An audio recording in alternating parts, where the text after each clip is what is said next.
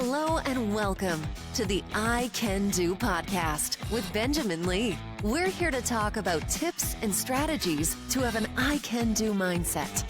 Life is what you put into it. Get the most you can. Here's your host, Benjamin Lee.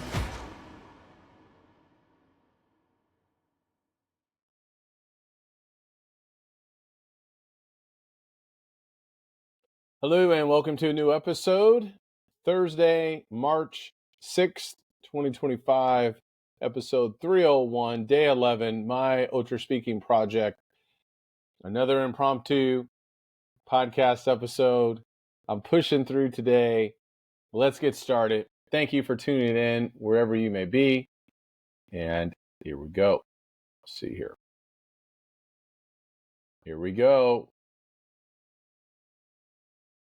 What is the worst gift you have received? As soon as I saw this, my mind went back to Beaumont, Texas, working with one of my mentors. And on my birthday, he gave me a golf club. Number one, I don't play golf. So I thought that was a little bit weird and odd.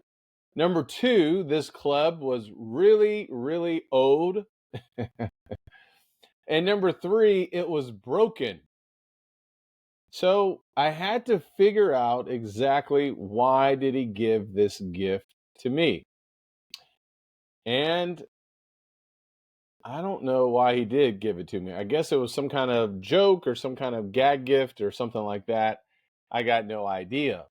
Nonetheless, it did catch me off guard for a little bit because I was trying to put two and two together. And you know how it is sometimes when you get a gift from someone and you have no clue what it is. Well, you don't really know how to take it. I can also remember another time when I was much younger, and this became a joke that me and my family would have. And maybe it was indicating that I had some kind of greed or something like that. But when I got birthday cards, I was so used to always having money in those birthday cards, whether it was a gift card, cash, or a check. One of my aunts in Chicago, she would always send us, she still does, sends us a check, typically of $50 every year for our birthday. So I began getting cards, and sometimes those birthday cards did not have any money in them at all. So you know what I called them? I called them throwaway cards. That's what I called them. Throwaway cards. If there's no cash, no check, no gift card, out the door, rip it up, throw it in the garbage. Now, as I look back at that, that was a extremely ungrateful, terrible mindset to have. Here's the reality. Gifts and maybe how we respond to gifts. I got something flying in here. Maybe how we respond to the gift is really the measurement that we should be thinking about and talking about. The subject is what's the worst gift you received, but the reality is what's the worst way that we have responded to a gift? There have been moments in my life where I've had to really ask myself and just kind of think about some things. And I'm actually thinking about something that we have to talk about with my son. And that's a reflection, I think, on me, that sometimes we're not just always that appreciative of what people provide for us. That really is a negative reflection upon who we are. The fact is, if someone goes out of their way to get us a gift, if it's something that's recycled, if it's something that's small, if it's something that maybe we're not even thinking about, and it's not something that was really on our radar, and we respond a negative way, I think that says something bad about at least me, but maybe also for you. We see this a lot, particularly in the month of December for those who observe or celebrate Christmas. Don't we see that in the movies?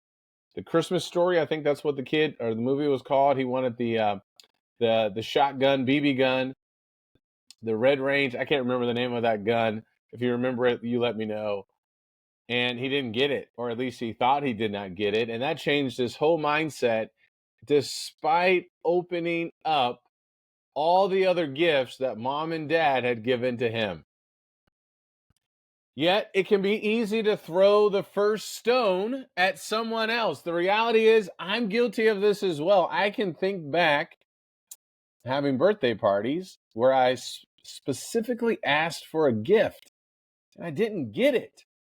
I'm thinking, why is this so hard? Just give me the gift that I have requested. When I didn't get them, I didn't always feel the best.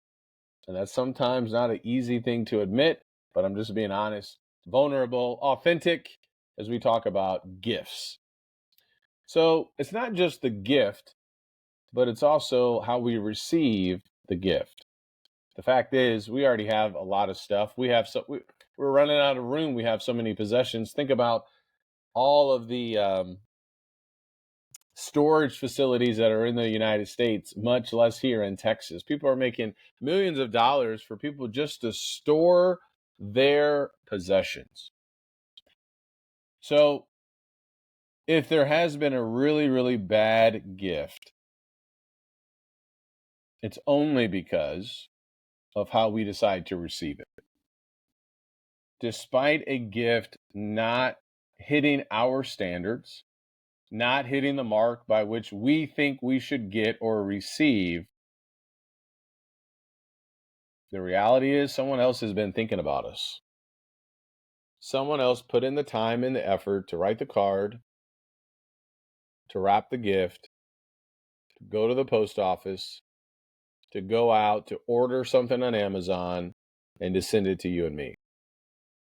So it really is a shame that that is potentially a path that we will go down. Now, here's the scary part about this as well. Do other people say the same thing about my gifts that I give to them? If I have done that with other people, then I'm almost certain that other people have said or felt the same thing. And none of us really want to be on that other end where someone is talking negatively about us. I can remember when we first moved here in North Dallas area, I would hold these free 5Ks and I would joke around. I would always call them the first annual free 5K. And it was just a 5K in the neighborhood. I got tired of paying 30, 35 bucks to go run somewhere. But now I'm actually back into that. But at the time, I didn't really want to pay that much. So I would just mark out or map out a place in our neighborhood and I would invite people and I would gift people prizes. So one of my prizes that I gave was one of my faith, family, fitness, food 31-day journal. And I remember I gave it to one of my neighbors. I felt good about it. But then later on in the day or sometime next week, I saw him across the street talking to one of our other neighbors, and he gave it to him. I don't know if he saw me looking at this exchange. I don't know if he just didn't want it because he thought it was a bad gift. But it did kind of sting because I'm thinking, well, I gave you that, and now you're giving it to someone else.